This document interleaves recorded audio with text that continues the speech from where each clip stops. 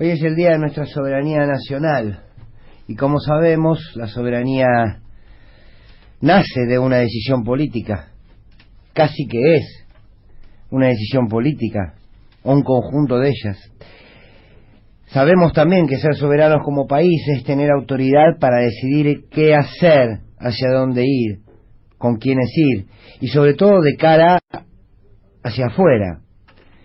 Casi que la soberanía es un enorme dique de contención ante esas lógicas de afuera que se buscan instalar. Por tanto, ser soberanos es también defenderse, es saber poner límites. Al fin y al cabo, la soberanía huele, como las flores, a libertad. Esta palabra deberá recuperarse para el lenguaje cotidiano de la sociedad. Hay que dar una disputa por el lenguaje, hay que recuperar la palabra soberanía en su contenido, en su concepto, la palabra patria, trabajador, derechos, justicia, educación pública. En esa disputa por el lenguaje hay que recuperar la palabra soberanía, traerla de esa lejanía con la que nos la cuentan, despojarla de ese polvo de lo viejo y crear conciencia que esta palabra sintetiza en lo político mucho más de lo que creemos, de lo que debemos hacer y sobre todo de cómo hacerlo. Abro paréntesis, la etapa que viene exige menos consigna y más conceptualización política para llevarla a concretar en una acción. Venimos de estos últimos 4 años donde nos quisieron hacer creer que había cierta inteligencia política en entregarse como país a las decisiones de los Estados Unidos, de los países poderosos, y que si el imperio te adopta todo irá bien. Vamos a salir del peso agobiante de la palabra entrega, de entregarnos para reemplazarla por integrarnos. Y este es uno de los grandes desafíos que deberá asumir Alberto Fernández, volver a recuperar la soberanía como concepto político real, concreto de este presente, y no como parte de un relato histórico. Pero para eso hay que confrontar. Cada gobierno que se hace cargo de sus decisiones inevitablemente confronta, y confrontar no significa negar la posibilidad del diálogo, significa saber ubicar primero a lo primero y segundo a lo segundo. Primero nace la confrontación en la política, para luego generar y buscar los mecanismos para salir de ella aparece el diálogo. Néstor Kirchner construyó la transversalidad, abrió las mesas de diálogo, pero Néstor Kirchner confrontaba todos los días. El claro ejemplo del camino a seguir lo marca Alberto Fernández cuando le dice al Fondo Monetario, mire, nosotros le vamos a pagar, pero no con ajuste.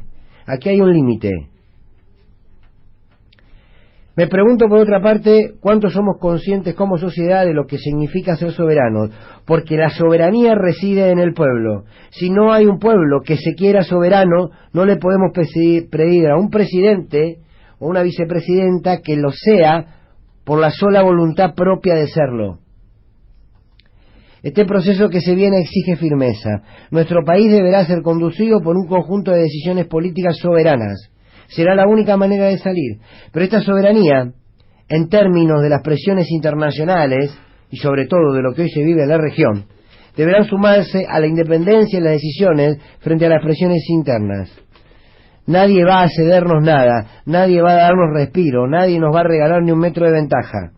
Clarín en lo interno ya empezó a marcarle los límites a Alberto, la Iglesia ya empezó a marcarle de la cancha a Alberto Fernández, Macri y su plaza de la indignidad del 7 de diciembre buscará marcarle la cancha. Y como uno no cree en los dirigentes políticos como mesías, ni como superhombres o supermujeres, sino como resultado de su historia militante, claro, pero sobre todo como resultado de un pueblo que lo ha determinado en su coyuntura, en sus presentes. Como estoy convencido de eso, digo que hay que consolidar esos espacios de poder popular para exigir tener un gobierno soberano e independiente. Hay que construir espalda política necesaria para tener un gobierno soberano e independiente.